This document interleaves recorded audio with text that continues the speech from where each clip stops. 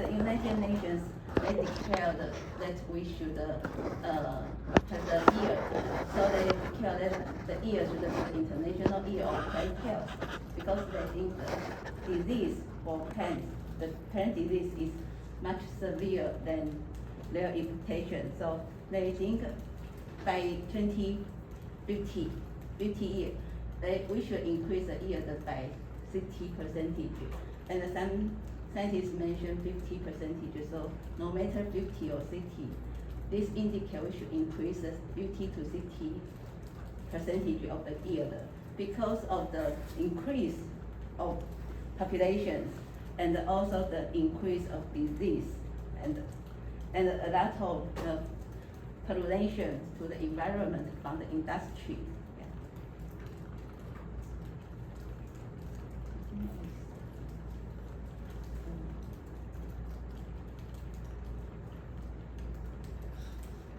Oh, sorry.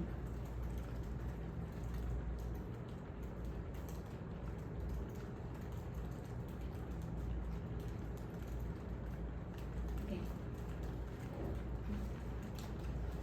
So sometimes for disease, we usually maybe in a few years ago, the papaya usually like this. If the papaya didn't grow in the net house or in greenhouse, and so nowadays the papaya become more beautiful. The ring part of this is infected by virus, and also the early blight on tomato, and also this rice sheet disease on rice, and sometimes because this kind of disease usually occur in the bottom of the rice straw, but a lot of I think the farmer in the very beginning the farmer cannot notice it, but this progress very fast. Okay, and also by the disease on corn. So this caused by the fusarium. Fusarium also a kind of fungus which can produce the gibberellin, and the gibberellin is a kind of plant hormone. So, and there are also some disease. So here show the list of the plant disease, and the plants, even the disease is serious, plants also have their native mechanism to defend the disease. So here show the defense strategy of plants. So we can see that they have several layers. So the first layer, the PAMP shown here. So PAMP is a pathogen-associated molecular patterns, which come from the pathogens, including the bacteria or the virus, and so MAMP. So they here show some abbreviation of the terms. So MAMP and the DAMP. DAMP is a kind of damage that come from the organisms. So this come from the damage. So if those PAMP or MAMP or the DAMP attack plant cell, then on the surface of plant cell there has the receptors. So this is the receptor, and usually the receptor is a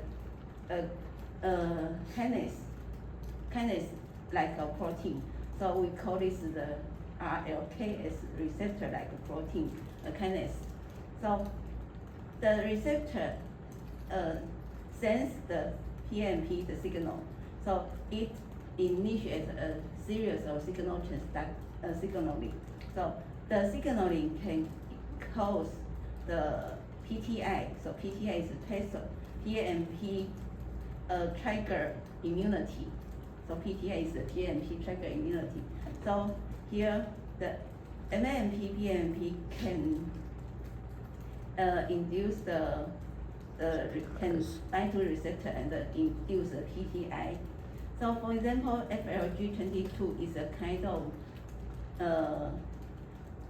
virulence, so which will induce more than 100 genes in Arabidopsis in 1 hour. So this is a very strong response and fast response in plants. Then if the plants fail to induce the PTI cannot defend the pathogen.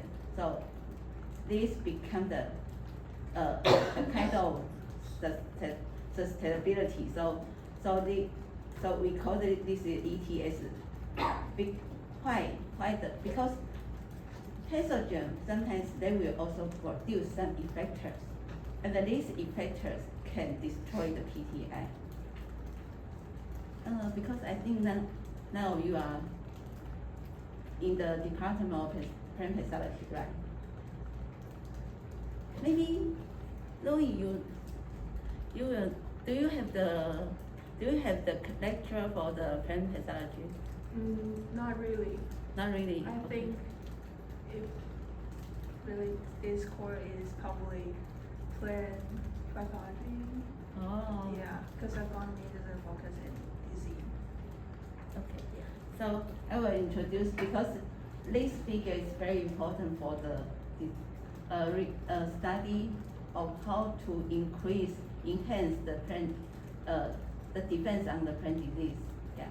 So if the virulence, the pathogen produce some effector which will block the PTI reaction, so it becomes susceptible to the disease.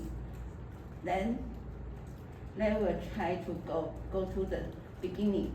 So the virulence will, the effector bind to the receptor. So the plant produces this is not receptor, this is the disease resistant protein.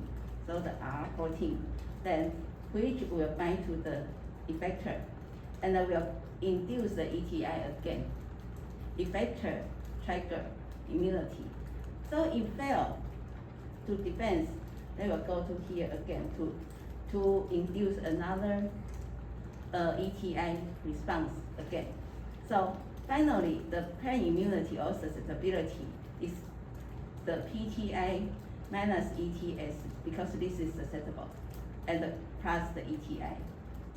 So if this and this is stronger than the susceptibility, then the plant can successfully to defend the disease.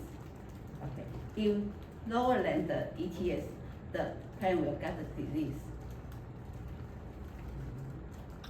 So to briefly summary, PMP trigger immunity is called the PTI, and the effector trigger susceptibility is the ETS. If effector trigger immunity is the ETI. So PTI is positive for defense to plant disease. ETS is negative to plant disease. Okay, to defense of plant disease. So PTI should have the vector from the pathogen, so PMP, then bind to the receptor, so PRR, and can trigger to the induce the cellular signaling to induce the immune response. So ETS, because the effector come from pathogen, can block this reaction. Then the plant sense this reaction was blocked by the effector, so they will produce another resistant proteins to bind to the effectors. So they will reinitiate the immune response. Okay. So here show. Why is minus and plus? Because the is volumes problem or is the qualities problem? So for example, because sometimes the pathogen also, for example, like human, why some people got COVID-19. Yes. The symptom is, some people is, the symptom is very strong, yes. And some people is only just a cough and a runny nose, yes. And they can recover well, and some people cannot recover well, right? So depend on the, I think, on the genetic, the gene, and also the epigenetic, and also the health, and the status of the health. Yeah. Yes. Yeah. So and why also the strong, stronger of the from the pathogens, yeah, Okay, okay. the characterization. So, for example, because in the basic response should like this, any pathogen attack it, so the plants will have some response, some defense mechanisms. Yes. But the pathogen also want to survive, Yes. yeah. So they should compete with the plant cell. Yes. Okay. They still infect the plant. So Yes, yeah. so they have some conflict. Competition. So I say that is the volume problem or is the qualities problem, because I know the plant they will have immune response always. But can they defeat the pathogens infect? Is the volumes because maybe I have some immune response, is depend on how many the response volume, or it's just described in qualities. I have that function. Yeah, I don't know that. Yeah. Because one you example. use the plus and minus. Yes. The last Okay. So one example. So Yeah. if the plant yes. grow in a in a good condition, so grows well, then it is health. The plant is health enough. Yeah. So maybe it can defend some basic or basal pathogens. Yes. But the pathogen also can variant Yes, of very course. quickly. Yes. So the plant maybe cannot trigger the new resistance mechanism Yeah. in a short time. So, and if the plant grow in a worse condition, for example, the drought, stress or any stress or cold, so maybe the cell membrane and the cell wall is destroyed by the environment, abiotic stress, and the balance of plant hormone is unbalanced. So Yes. the plant cannot produce a very strong defense mechanism. Yeah. Okay. Okay. So from here we also can see, yeah, because for example the triangle is indicate the PMP virulence from the pathogen or virus, yeah. But so this can, because this usually can go into the cell from the cell membrane, then they also can go to the cytoplasm, and the PRR protein usually on the cell surface, but they also can go into produce inside the cell, so which they can recognize it. So because we have to know it. So for example, the PMP attack the cell membrane, then which will bind by the receptor and send into the cell, and then they will bind with the activator, so produce the PTA response and also produce the ETA response. So, and if they fail to induce the response, so this is the ETS response. And we have to know this, the distribution and the mechanism of the receptor and also the effector and also the response. So then we know how to modify or how to edit those genes to increase the resistance ability. So here, because in here usually these two are the basic reaction. So now we think the scientists, the plant scientists, the phycologists think that the R14, the resistant proteins, are the most important ones, and these are the final reaction, final proteins. So a lot of scientists work on the R14s. So here we show that there are a lot of disease-resistant genes. Plants is very interesting because plants cannot move, cannot go. So, for example, for human, we think this environment, maybe, so for the COVID-19 epidemic, if this environment, this office has someone got infected by the COVID, so then we will clean out the office, but plant cannot move. So the disease resistant mechanism is more complex than animals. Yeah. So this is the reason why they should develop a lot of R14. So they can classify into 9 groups. So the first two are localized on the cell surface. So they have the direct or indirect. Then these from the group 3 to group 6 are in the intracellular proportion. So for in the cytoplasm or in So there are also direct and indirect, and sometimes they also have to integrate into some domain to produce the effect.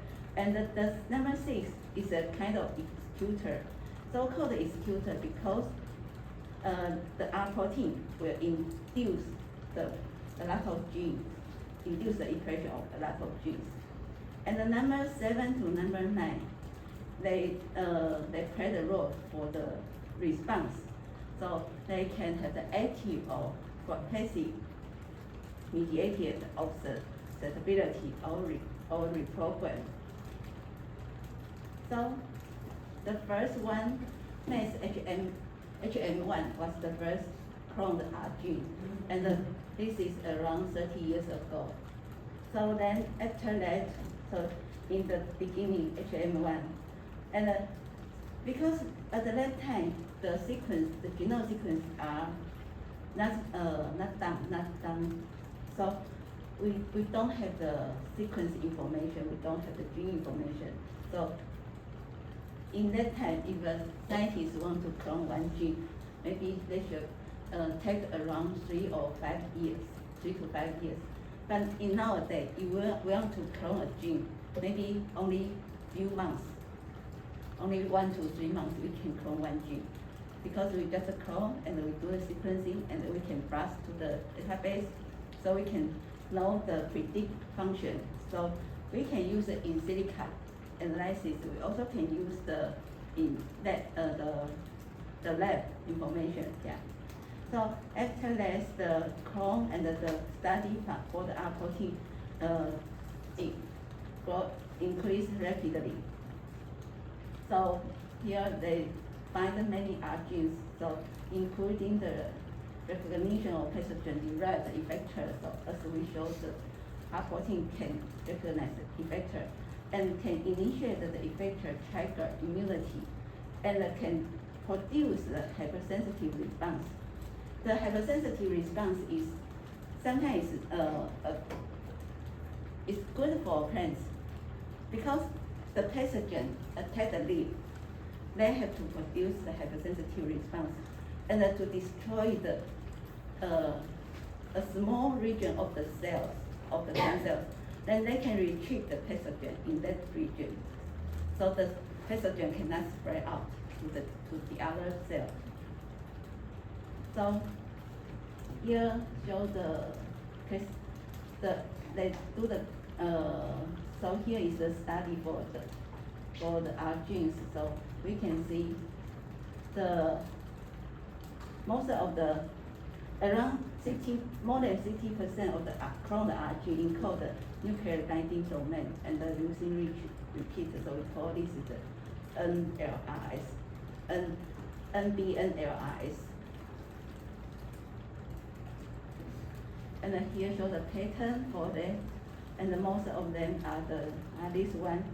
So they have the structure coil, and the nuclear binding domain, and the leucine repeat. So coil, usually they bind on the surface, they need this structure. And the NBS is nuclear binding domain. So this indicates this protein, the translation can be regulated by some DNA, some motif. And the LRIS is a leucine rich. This is a structure. So after we know the mechanism of the disease defense mechanism, And then after we know the receptor and the kinase, the activator and also the R genes, the resistant proteins. So here, in 2020, this paper, this is a review paper they mentioned, they provide a very good strategy. So the approach to engineer disease resistant crop. So they think they separate into 3 steps. The first step, they think what to engineer. So this is the reason why we have to know the mechanism and the molecules and the proteins. Then the second one is how to engineer, and the third one is future direction. So here, I think we have introduced a lot of the synthetic biology using the CRISPR-Cas9. So I will introduce something related to URIF. So have you ever heard of the URIF? Upstream open reading frame. Okay, I will show some example. So here show what to engineer, yeah. So here show some summary, so you can just read by yourself. And they think that what to engineer is very important, but how to engineer they have the equally important as the first one. Then the last lattice, because the lattice they think we should, the future direction, we should engineer the genes in host and microbiota, because now we know a lot of microorganism is the beneficial of microorganism.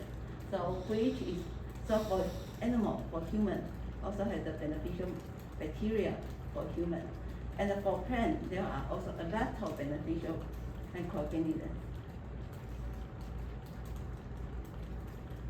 So here, show one example. Because the RPM1, this is basal condition status. RPM1 is a receptor, and the ring 4 is an activator. RPS2 is a R gene. So this is a basal condition. So if a pathogen related PMP attacked the plant, then which will dissociate the ring 4, then inactive the RPM1, and then at this time they will reduce the basal defense. But at this time, in this time, they also activate the R gene, RPS2. So the RPS2, the activated RPS2 can increase the defense ability, so reduce the virulence. Okay. But if we knock down the RPS2 gene, then the virulence will decrease the basal defense, but RPS2 cannot initiate the RPS2 mediated resistance. So the plant cannot defend the disease, cannot defend the attack from the virus. So based on this concept, so can you understand this concept? Based on this concept, and then so we know RPS2R is important. RPS2 is very important in the plant disease defense mechanism. Okay. Then another mechanism, sometimes RPS2 can bind to the ring 4 and RP. So this is the same as this one. This is another mechanism in plants. Then if the pathogen attack it, so which will also release the RPS2 and initiate the defense response.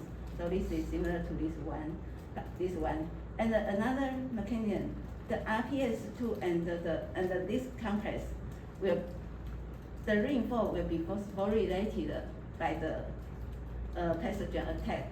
So this phosphorylation will also initiate the defense response. Yeah. So maybe if you study the molecular biology, you will find that phosphorylation is very important in the some activation or some mechanism. Yeah, phosphorylation usually is activator. Okay, but as we know, there are a lot of. Can I ask? And this is the same mechanism for, say that the plant is it the same if the plant is attacked by virus or bacteria or it's just some insect? Is it always the same? Yeah, very good question. Yes, in plants, because I just mentioned the mechanism is very complex compared to the animals. So sometimes they have different reaction against the different pathogens. Yeah, against the different reaction, different mechanism to bacteria or to virus, and even the virus to different virus also have different mechanism. So I will show you. So because I just want to mention to you, because we know a lot of genes in plants. So for example, we can I forgot to. So for example, for rice, there are around 50 genes. Yeah, so they have the different response, different genes correspond to different pathogens. And so for the botanist, for the phytologist, how can we do to engineer a disease-resistant crop? So we cannot, okay, so for disease A, disease B, and to disease X, so we should develop more than a lot of, maybe more than 100 of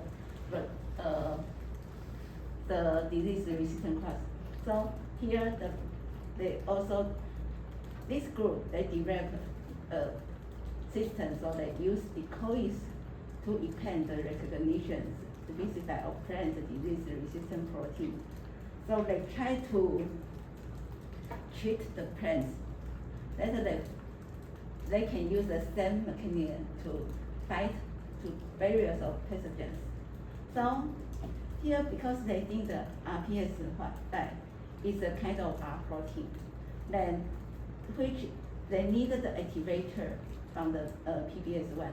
So the PBS1 is maybe the first, they should recognize the pathogen is the first step. So they think if we modify the PBS1 so maybe they can recognize various of pathogens. So here show PBS1 is an activator. Then the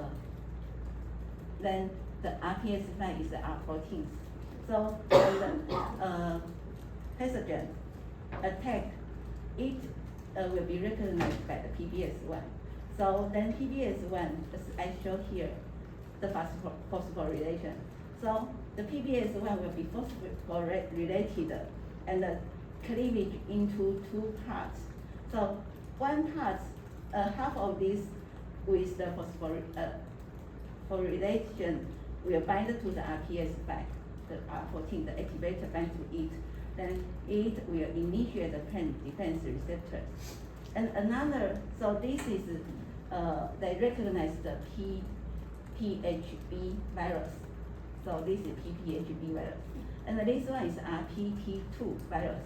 So we can see here RPT2 cause which will initiate another mechanism. So RPT2 will be recognized by ring-4, different. This is PBS1, this is ring-4. Both PBS1 and ring-4 are activators, but they recognize different virus. So then ring-4 will be destroyed by the virus, and so this destroyed will activate the RPS2, R proteins, so can initiate the plant defense response. Okay, so here the scientists think if we have to work on the PBS1 or we can work on the ring-4, it's hard to get a strong disease defense crop. So here I summary here, PBHB1, PBHB is done by PBS1 and the RPS5. But RPT2 is done by the Ring4 and the RPS2. So they think if we do the multiplication on this, they find that on the most important part is this one, the recognition set. The recognition set. Sorry, Okay. so what kind of thing did PBS virus recognize? Like is virus RNA, DNA, or protein? Usually the plant disease, I don't know is this one RNA or, but most of the plant virus is RNA. Oh, Yeah. So they will recognize the RNA of the virus. Yes. Okay. Yes. So they modify this. Okay, modify these regions, the amino acids.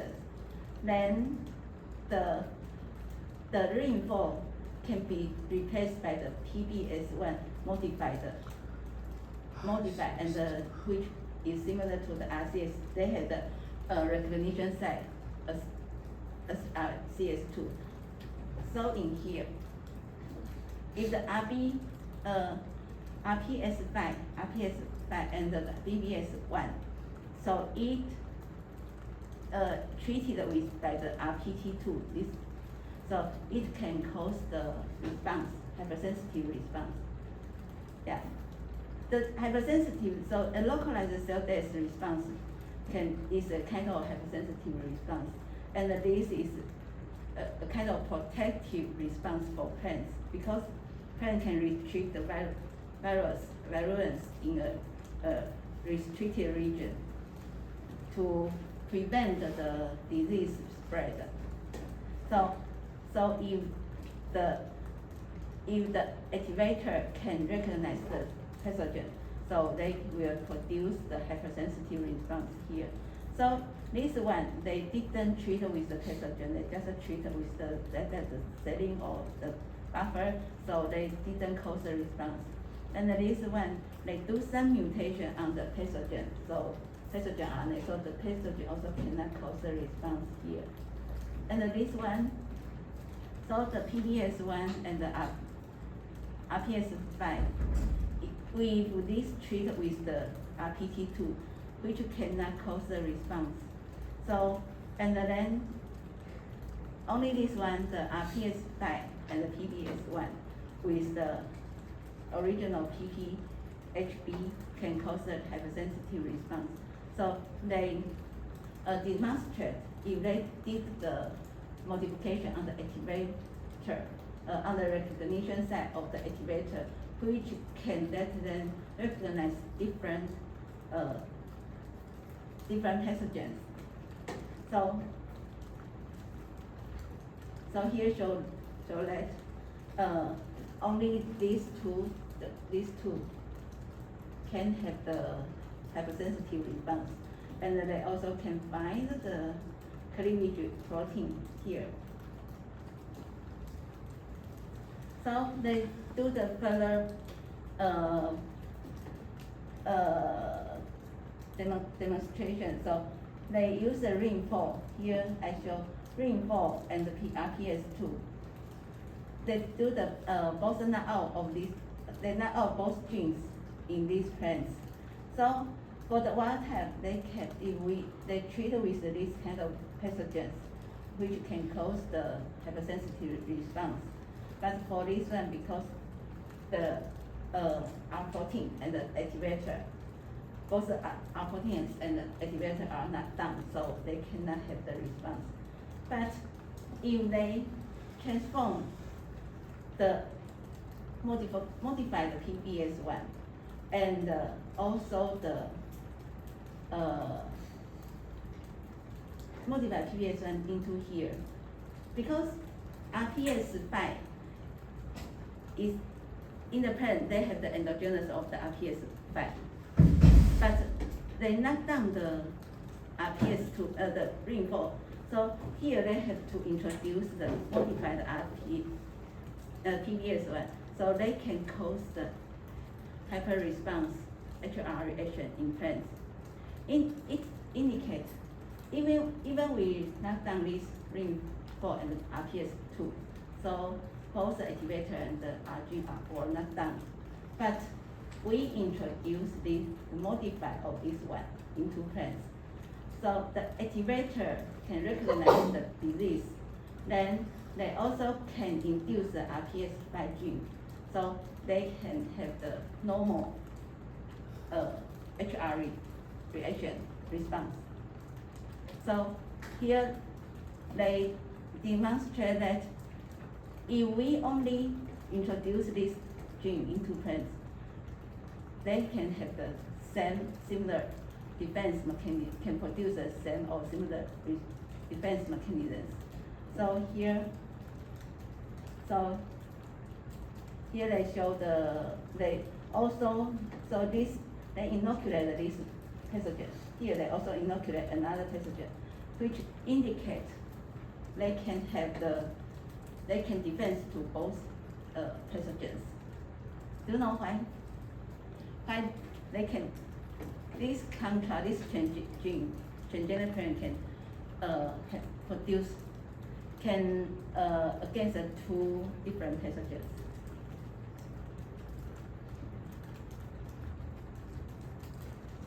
Because they didn't mutate this pathway, right? So this pathway is, the plants have the endogenous PBS1 and RPS5. So the plants can resistant to this already. But they knock down these two genes, so they introduce these genes. So they can go through this and this, combine this and this. So similar to this one, this and this can resistant to this virus. So why they want to do this? Because they found many plants, especially for the tomato and some senescence species of the plants, they cannot resistant to this kind of pathogen. So they try again.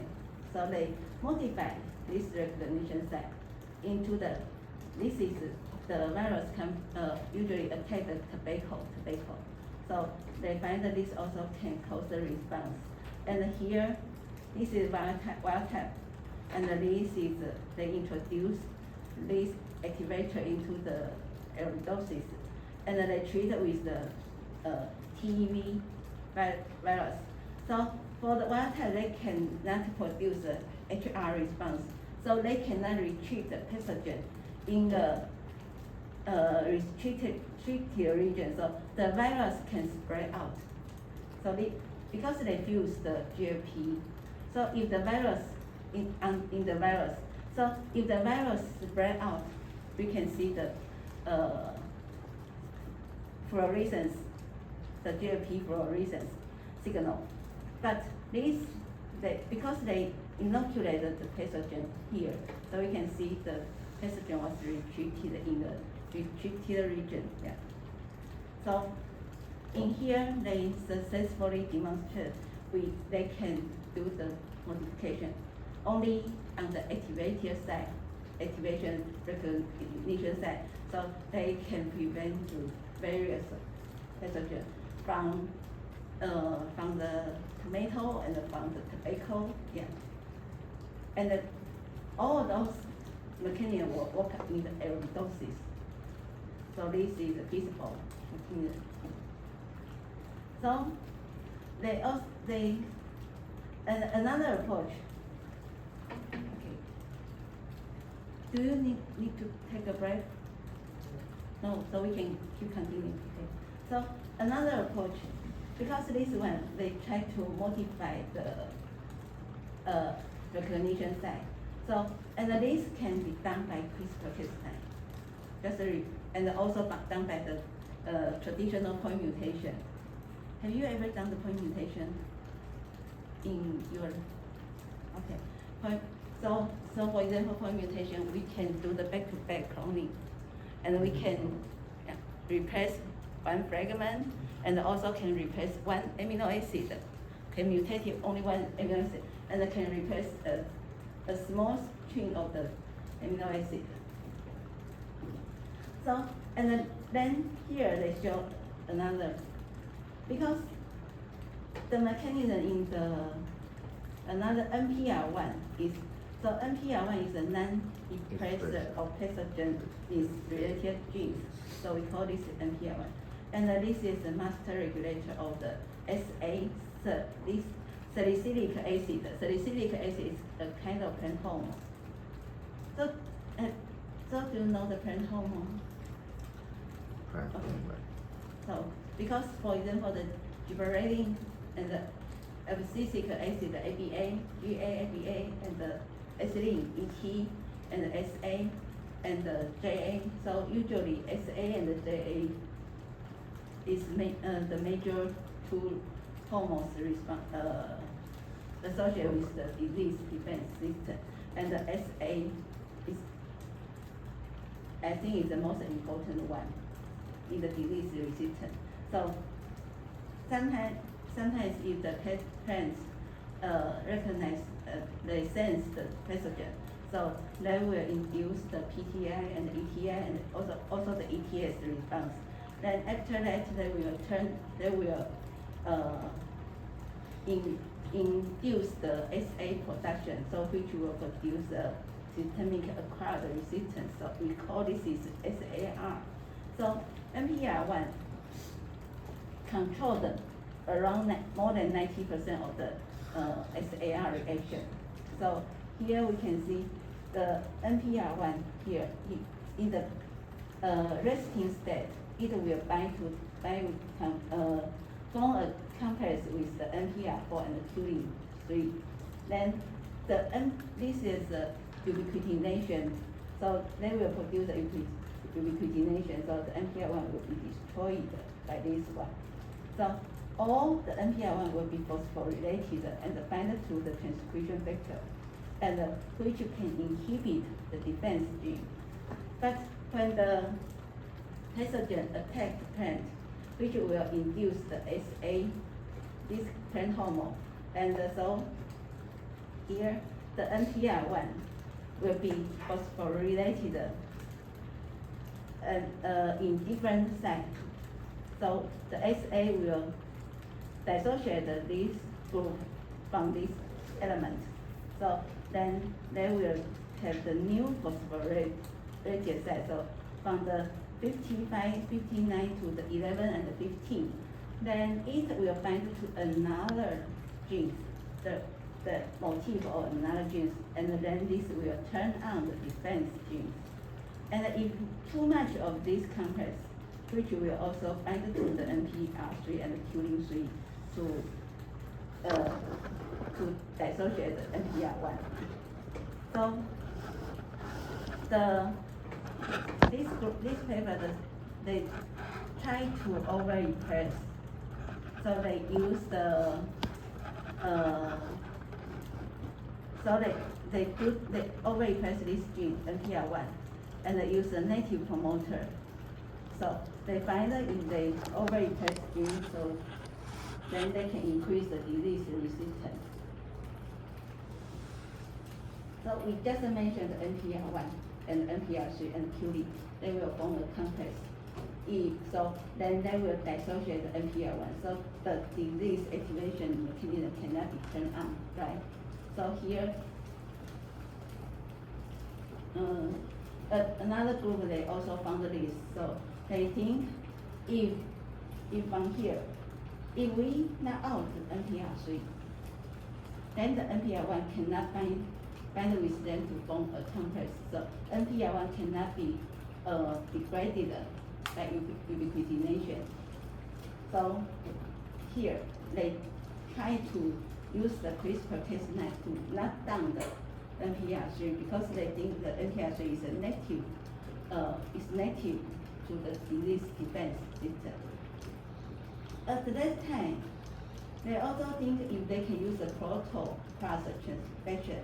Have you ever done the proto-plus? No. Okay, so if they can use the proto-plus to do the transformation, then so they think this is a new technique. So here because protopath, the isolation of protopath is very simple.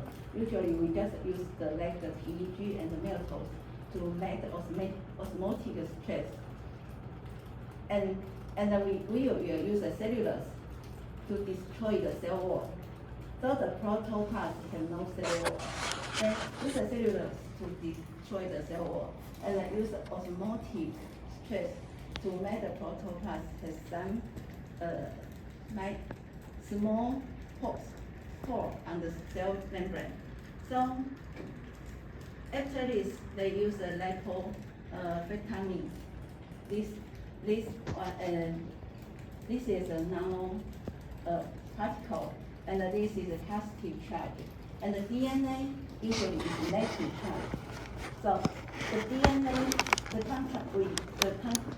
constructed DNA, the plasmid with the CRISPR-Cas9, so they can go into these nanoparticles, and then these nanoparticles we carry the contract can enter the protopath easily. So then the gene can modify the gene, so can knock out the NPR3. So then we can regenerate the protopath into calyx embryo, so finally they can produce the transgenic plants. So because why the authors they want to do this, because this is easy to transform. They don't need the agrobacteria. They don't need the antibiotic. So we don't need the transformation process, which can reduce the induction of transposon and can save the time. So they think this is a very useful approach.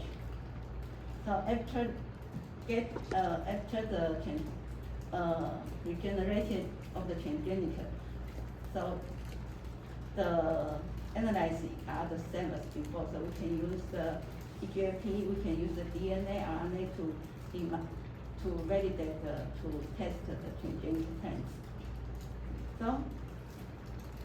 So this is another approach. They try to knock down the native regulator. And this one, the previous part, they try to do the mutation on the recognition side. So to let the activator can recognize multiple pathogens. So they can recognize multiple pathogens. So after this, so another group of scientists, they also mentioned that upstream open reading frame are very important for the translational control element. Because I think in before we always know the promoter and then the coding region and the 3' UTR, right? But I think not long ago, the scientists find that in the promoter region, before the start codon, there are some fragment of 5' UTR. Usually we call this 5' UTR. But some scientists also find this fragment of 5' UTR, sometimes they have the ATG initiation codon. So they also can form a upstream open reading frame. But in before, they think they don't know the function of upstream open reading frame. But after a lot of study, they think this is very important for to regulate for the translational control.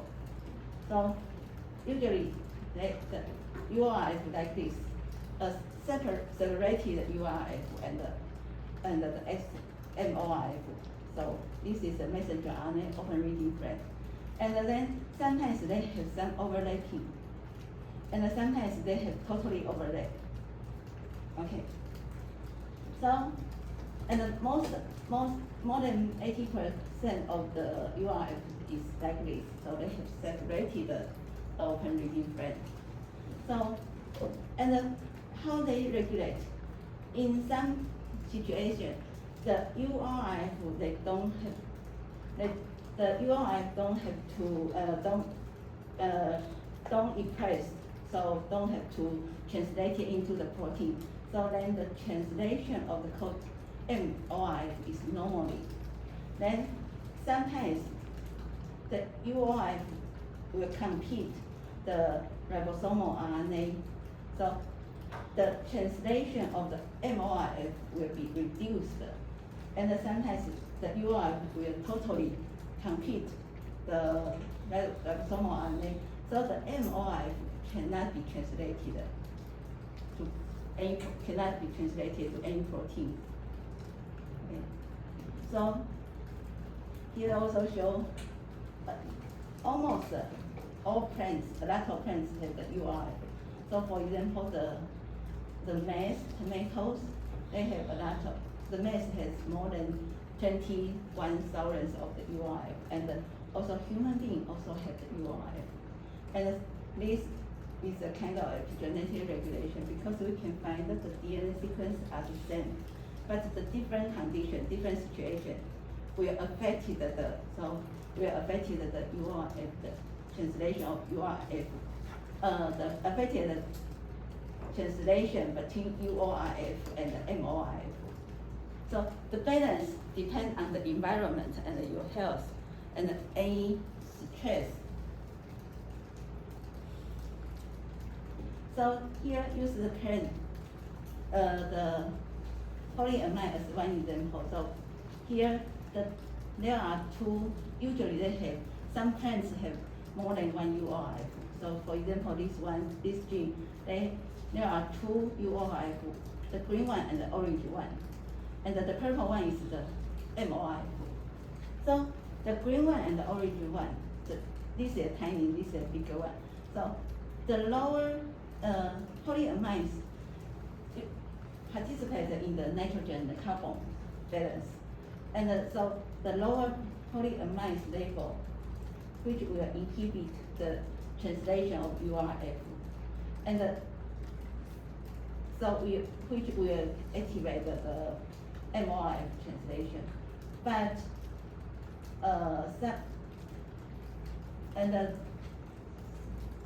inhibit the green one. And sometimes, if they also will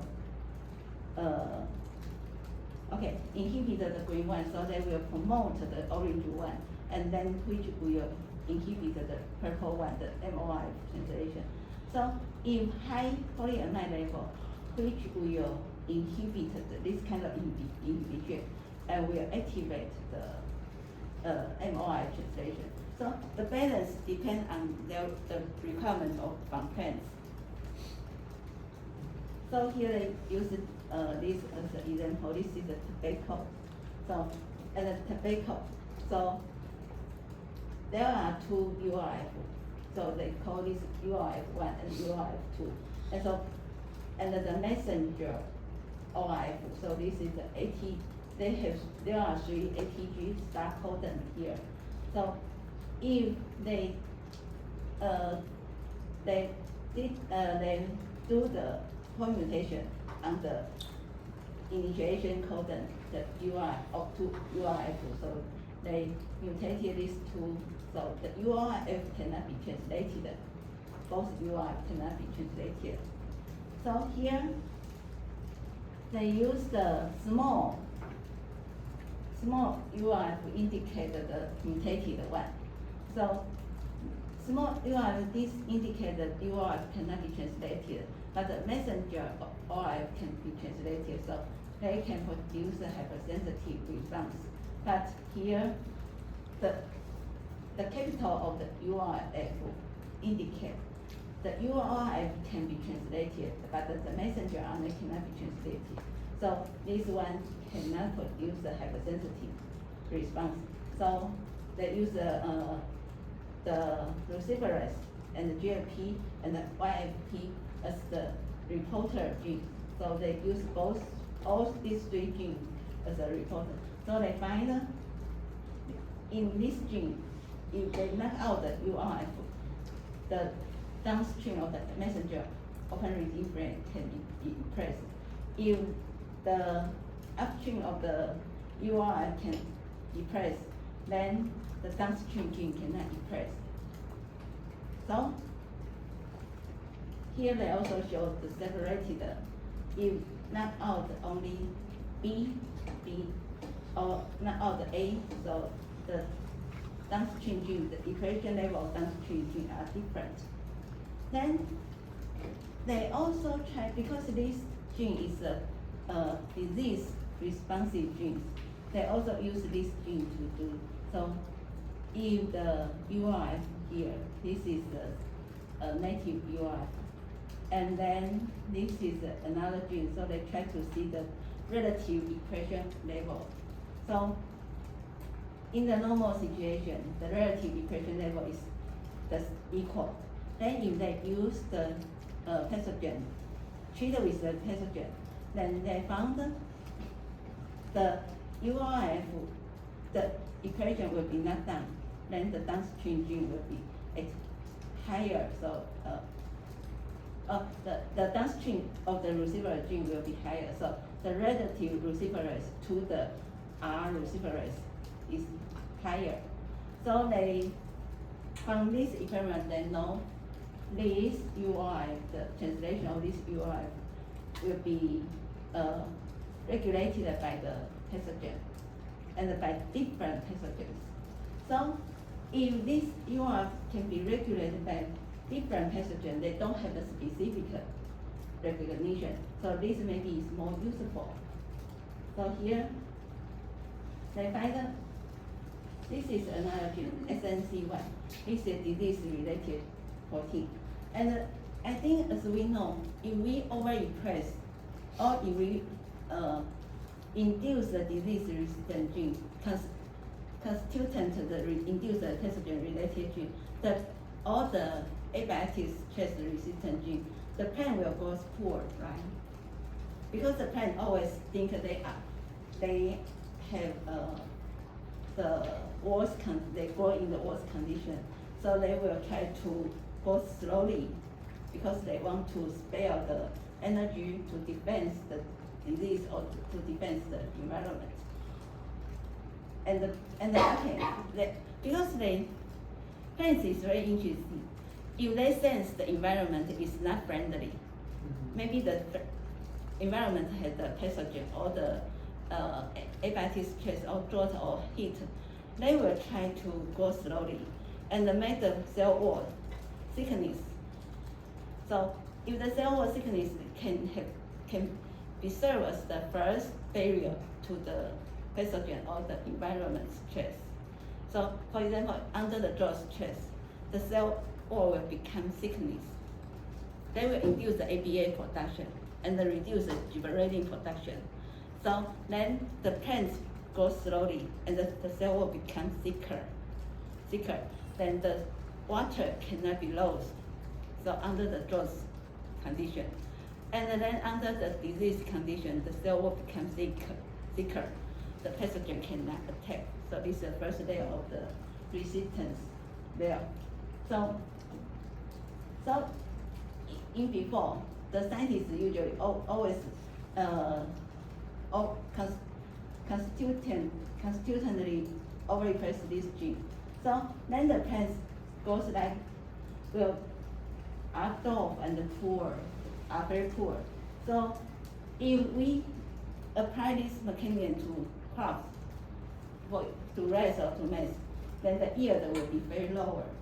So this cannot be used for the crop, for agriculture. So they try to use this. So they use the certified to drive the URIF and the fusion with the SNC1 because this is the disease responsive gene. Or they try to use this with the normal URIF. And they use the native promoter to drive the knockdown URIF, or use a native promoter to drive the normal URIF. So we can see, so there are three types of plants. This is severely dull, this is semi-dull, this is normal one. So if we use a 35S promoter, no matter to drive the knockdown of the normal translation of the URF, we can see most of the plant goes like this. So this is not good for our purpose. So if we use a native promoter to drive the normal URF and then to fusion with the disease responsive gene, then the pathogen attack, the promoter will be regulated, which will turn on, so which will knock down the URF, and so the snake gene can be depressed. So then most of the plant can grow normally. And under normal condition, no any pathogen attack, the URF will normally express translated. SNC1 cannot be translated.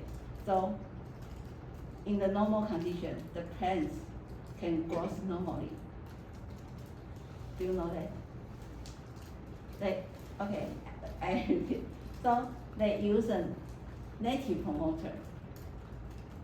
Usually, when we do the cloning, we will use the native promoter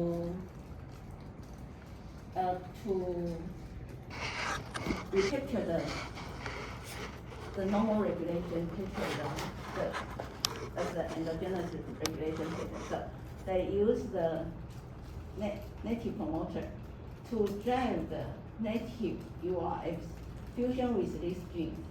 So in normal situation, in the resting situation, the URF will be translated and the SNC1 cannot be translated. But under the pathogen defect, the URF cannot be translated and the SNC1 can be translated. So in the resting situation, the plants can grow normally. But under the pathogen attack, the URF, the SNC1 can be depressed, so they can defend to the disease. Okay. So they also use this, they also apply this approach to rice, and they can get the similar response. So they think the URF approach is very useful. So we should use a native promoter to the native regulation to drive the URF, then to fusion the disease resistant gene. And the disease resistant gene depend on different crops, different plants. So we can use, and so they don't, we don't have to kill the, so they don't have the specific recognition for the pathogens. So this can create multiple defense. They don't have the multiple defense to various of pathogens. So here just use this to show the plant hormone involved in the plant immunity. So the most important is the SA and the JA and the BT. And in the biotic stress, the ABA, OSIN, and the gibberellin, the role of ABA and OSIN and the gibberellin are not as important as the SA, JA, and the BT. So here's the overview of manipulation of gene translation by editing the URF. So we should know how many URF for the genes. Then we should separate to express. So for example, non-URF and only both URF and not out one of the URF. Then we can demonstrate the function in cells or in plant proteins, because we can use the tracing assay to know the function. Then if we know the function, we know which one is important. Maybe we can use the CRISPR-Cas9 to mutate one of the URF. Then we can also use a plant to demonstrate. And after that, so we can select the transgene free of the plants, homologous plants. So then we have the new disease defense of crops. So here show the progress of the disease. So I think as Willie mentioned, in the 2014, a lot of scientists still use then so ZFN based resistant approach to produce disease-resistant plants. And after 2015, a lot of scientists used the CRISPR-Cas9 to do the gene editing to produce the, so I think from 2013 and 2015, a lot of scientists use this technique. And in the 2015 also use the tail technique to produce that. And here show some summary for this. So I think we introduced a lot for this, so I don't want to introduce again. And then here also some successful example. So you can just take a look, the reference. So after after we know what to engineer and how to engineer, so then the future direction, we should try to know how to engineer the gene in the host and the microbiota interaction. So PGPM, plant growth promoting microorganism. So this is PGPM, and usually they can enhance the resistance to the bacterial stress and the abiotic stress, and also can under the soil, the root part also can enhance the stress tolerance. And I think the most important that are well done in before is how to improve the nutrient absorption and the utilization. So I think most of PGPM will work on the nitrogen and the phosphorus and also the potassium intake. But the PGPM also can enhance the disease defense. So, for example, if the pathogen attack to the plant, then if this can stop here, so this indicates the plant can successfully resistant to the pathogen. But if cannot, it will go to here. So, which maybe induce the ETI or PTI. Then, if we apply the beneficial microorganism, so because the beneficial microorganism, usually they can successfully to go into the, on the upper part, they can successfully go into the plant cell, to go into the plant tissues. So they will become an endophytic endophytic bacteria. So they can produce some secondary metabolite. They can induce the hormone synthesis, then can attack the pathogen. So the microorganism, the PGPM, can have some different mechanisms. So the first one is the red mechanism. So they will produce a phytochrome. So for example, the PGPM under the soil, they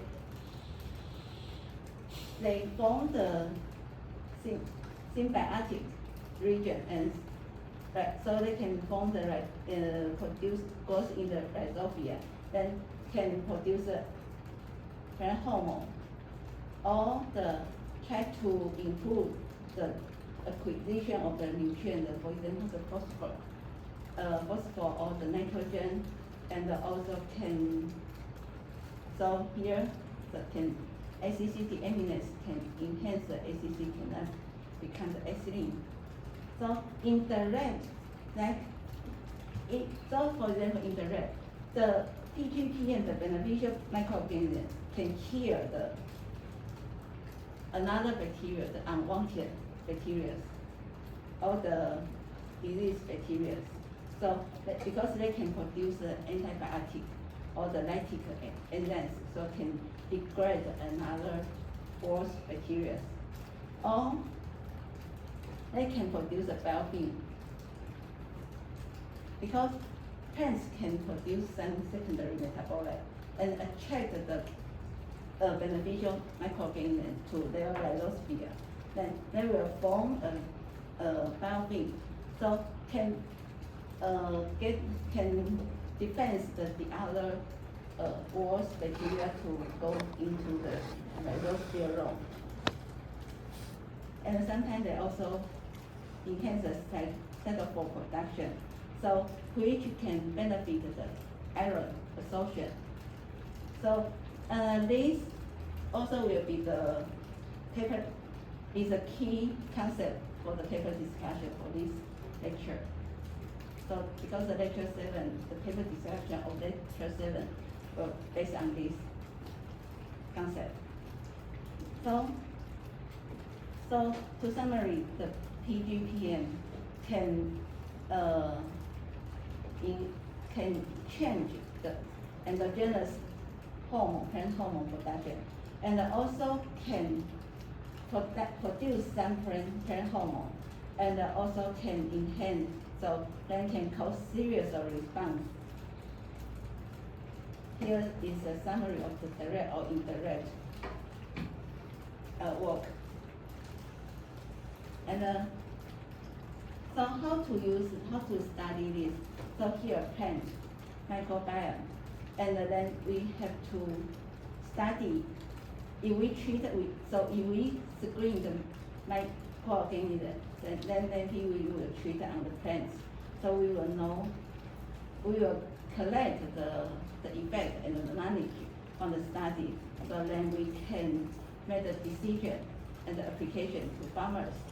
So here shows some summary of because the microbiome community, then we do the functional study, and then maybe we also can use it. So now, I think a lot of people think the AI in the agriculture is also very popular nowadays. So we can use some AI technique to enhance the study, to accelerate the study on the microbiota. Then we know the genetic and genome, so we can do the genetic and genome engineering. So we may introduce some plasmid into the microorganism to enhance the properties of the microorganism. So then we also can use the CRISPR-Cas9 to do the gene editing. So then we can have can make it as a biofertilizer or biostimulators. So this is another paper. So they mentioned we can go to the bottom or top, bottom up or top down. So bottom up, we isolate the microorganism. We know the sequence and the function. So we reintroduce to plants. So this is bottom up from soil to the plants. Then we also can top down because we know the full host range of DNA transfer. So then we can get the in situ genetic genome engineering. So we collect omics. So omics, including the proteomics, genomics, and transcriptomics. So we collect lots of information. So we can do the in situ characterization. And how to keep the microorganisms? Because if we screen some microorganisms are very important or very useful for plant growth. So do you think should we keep the isolated strain or a mixture, which will be better? A mixture population or an isolated a single strain? Yes, I think some people think the mixture, but it's a big problem in Taiwan. Because if you want to produce a biofertilizer or biostimulator in Taiwan, you cannot register a mixture. This is a regulation in Taiwan. You only can register a single one.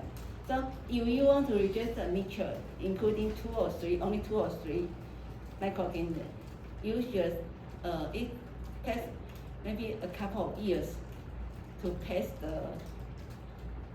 all the documentation to get the license.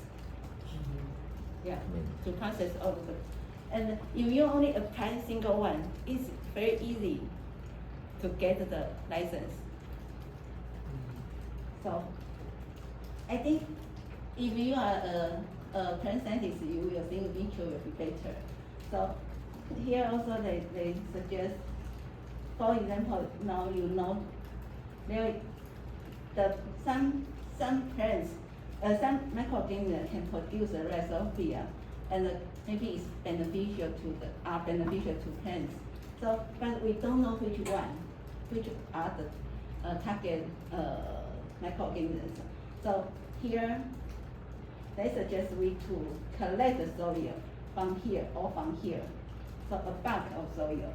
And the bulk soil will be better because, so then they suggest we to do the preliminary separation, so which will also be a mixture. Because sometimes the effect was not only produced by a single strain of bacteria, sometimes it's produced by maybe 2 or 3 microorganisms. So a mixture of 2 or 3 microorganisms. So they suggest to do the preliminary separation. And then the separation, you can treat to the plant again. So here, they think you can isolate a bulk of soil and the rhizophyia, and the MEMS. MEMS is still a mixture, maybe contain a few strains of the microorganisms. So here, they don't suggest us to preserve a single microorganism, because sometimes this is caused by the interaction. So for example here, the microorganism in the rhizosphere, sometimes they can produce some important, they can have some important effect for the plant growth. And this is the mycorrhizia, another fungus. So they can produce the signal transduction to connect to the two plants. So, so this is trichodermos. This is the trichodermos. They can produce a mycorrhizal network, and so these can become a kind of plant and plant interaction. And about the background, so usually the plant can produce a volatile compound, serve as a communication compound. So plants can communicate with each other. Because human beings, we can talk, and the animal has the sound, but the plants cannot produce. In the beginning, we think plant cannot produce a sound. But have you ever read the news that plant can produce sound? They published in the end of March, right? It's interesting. So here, because long ago, I think in around 2015, some papers mentioned that plant can produce sounds, but some scientists, but they didn't get the solid evidence. So some scientists, they don't trust it. But so this is paper published in the 2020. They mentioned this, and this one published in this year, the end of March. So they really get the information that plant can produce sound, and this sound is like the ultrasonic sound. So, and it's interesting that plant if suffer the stress, or suffer the injury, that hurt, they can produce different frequency and different sounds. So I think if you are interested in this, you can go to read this paper by yourself. And another one, melatonin. Have you ever heard of melatonin? Melatonin is a kind of second metabolite from plants. So, and the melatonin also can produce by animals and humans. And this is very important. If you have some problem in sleep, because some people have problem in sleep, not only the older people, sometimes I think maybe depend on the stress. So a lot of young people, they have the problem in sleeping. So then if the symptom is not serious, I suggest don't take the medicine for sleep, but you can take some health supplement from like the melatonin. So this can improve, control the sleep wake cycle. And the melatonin is very interesting because this comes from the essential, come from the So they think this come from the alpha protobacteria from the prokaryotes. So come from prokaryotes. So from long ago. So then it is similar to the chloroplast and the mitochondria. So long ago the cyanobacteria go into the eukaryotic cell. So then they form the chloroplast and also the protobacteria, they form the mitochondria. So and then this time the melatonin also produced by those prokaryote cells.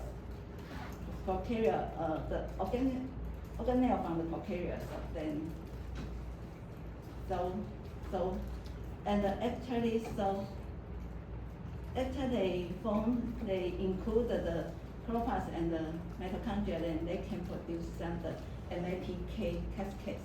So MAPK is major involved in the phosphorylation. So I just tell you that a lot of phosphorylation can initiate or activate some reaction.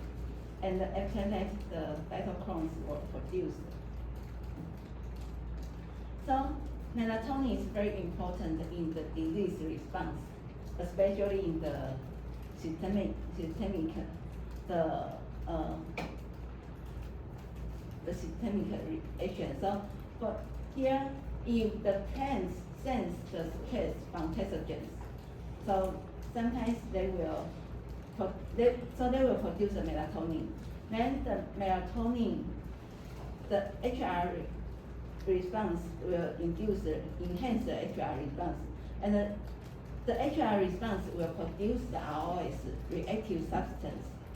So then melatonin will regulate the ROS and also the RNase. RNase is a nitrogen, the reactive nitrogen species. So then they will do the circular regulation. So this will regulate this and regulate this, and this will also regulate the melatonin production. And this signal can be spread by vascular to another tissues, so to stem and to another leaves. So they can, so this is the early stage of biotic stress, so can increase the defense condition. And also, if too much of the melatonin, then they will, the plant will produce IDO and 2-ODD to inhibit the melatonin production. And so melatonin also will inhibit the ROS production. And this will also spread back into the original leaf. So the balance between melatonin, RNase, and ROS are very important. So this is kind of feed-forward loop and providing on-site protection. And this kind of on-site protection also can become a systematically protection because they can transport into another tissue by the vascular.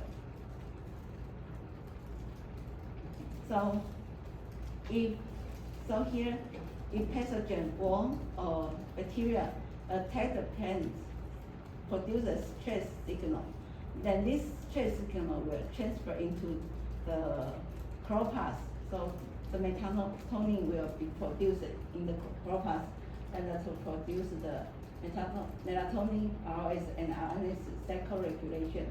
So then they will activate MAPK cascade, so which will phosphorylate a lot of proteins to initiate the adaptive response.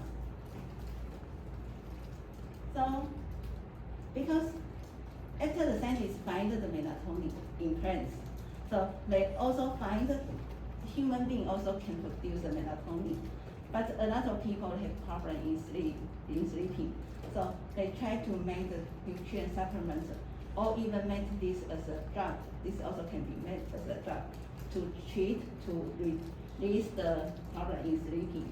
But in the 1990s, they found even the scientists can make the melatonin by, can use a chemical to synthesize the melatonin, but they will have a lot of side products. So for example, the PIC-E, and this side product is very dangerous active, so also kill a lot of people.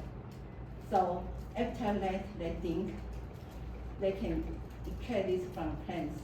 So how to reach this? So they can select the plant species with high level of endogenous phytomelatonin. So and also can induce in the biosynthesis of the phytomelatonin by the in vitro cell culture.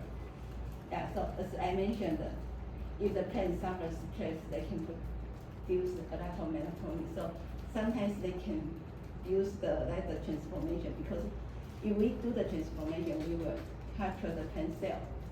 Then if we give them some stress condition, that we can add some like the PEG or metals to produce the osmotic stress, then the cell can produce more and more melatonin, so they can, and sometimes they can extract the melatonin easily, and they don't have to do too much of purification, so the cost will be lower. Yeah. Because I think most people think the product come from the plants will be safe for the human health. And this also, because some vegetarian people also can accept this, the product from plants. So here nowadays we can see a lot of phytomelatonin in the drugstore. We can find a lot of this, because a lot of people have the problem with sleep. Okay, so I think I will finish the lecture here. Yeah, I think the disease defense mechanism is a little bit complex. So do you have any question? Need more time to digest. Yes, I also think so, because it is, and I think because I study when I was master student, I study on the senile dementia for human beings, the Alzheimer, for example, the Alzheimer's, and then I just started to study plant in my PhD study. So I think plants is more complex than animal. Yeah, plant, a lot of mechanisms, for example, the disease and the abiotic stress defense mechanism is quite complex. Yeah, so, okay, so you can digest, and if you have any question, you also can ask me next time. Okay. Next time I will introduce the abiotic stress. Okay. Thank you.